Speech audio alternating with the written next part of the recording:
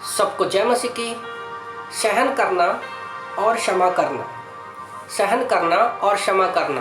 प्रभु का वचन कहता है कुलुस्सियों की किताब अध्याय 3 वचन 13 में, कुलुस्सियन चैप्टर 3 वर्स 13 में प्रभु का वचन कहता है, और यदि किसी को किसी पर दोष देने का कोई कारण हो तो एक दूसरे को सह लो और एक दूसरे के अपराध क्षमा करो, जैसे प्रभु ने तुम्हारे अपराध क्षमा किए वैसे ही तुम भी करो। हम परमेश्वर के बच्चे हैं, तो जैसा हमारा स्वभाव होगा, जैसा पिता का स्वभाव होगा वैसा ही बच्चों का स्वभाव होगा। और हम यूहन्ना 1:12 के अनुसार परमेश्वर की संतान बन जाते हैं जैसे ही यीशु मसीह पर विश्वास करते हैं। तो हमें खुद को अपने स्वभाव पर नहीं बल्कि अपने पिता के स्वभाव पर चलना है, क्योंकि हम उसके चुने हुए पवित्र लोग हैं। और पिता का हृदय कैसा है?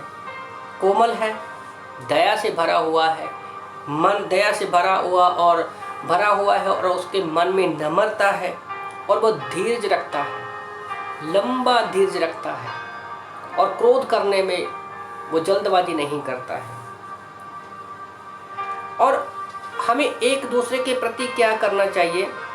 बिना किसी हिचकिचाहट के हर एक दोस्त को क्षमा करना है, क्योंकि जब हम किसी को क्षमा नहीं करते हैं तो उससे हमें ही प्रॉब्लम आती है।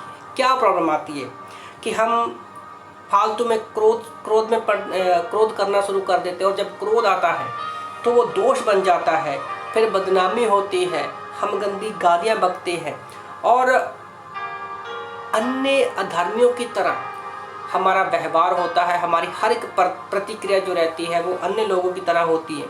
और ये सिर्फ यहीं पर ये श्रृंखला खत्म नहीं होती, ये दिन ब दिन बढ़ती जाती है, सिर्फ दोस्त माफ ना करने से।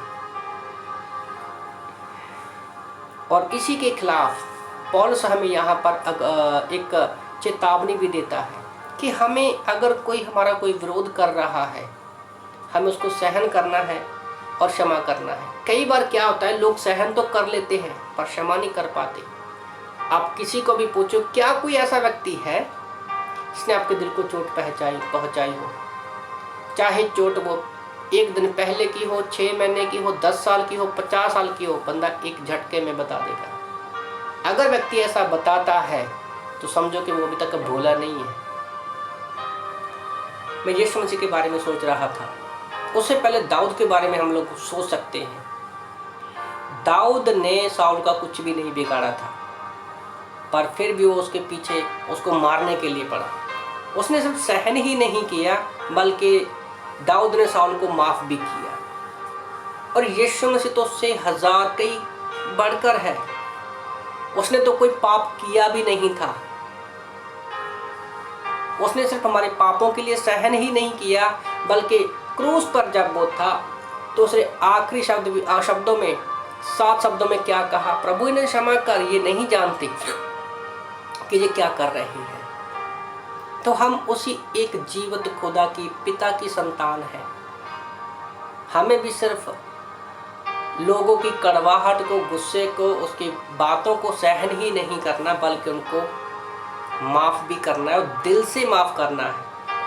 और अगर आप के पास वो माफ़ करने की, सहन करने की क्षमता नहीं है तो आप परमेश्वर से प्रार्थना कर सकते हैं कि प्रभु तू हमें बल दे, ज्ञान दे, बुद्धि दे, जो मुझे सताते हैं, परेशान करते हैं, उनको मैं क्षमा कर सकूं जैसे तू लोगों को क्षमा कर पाया।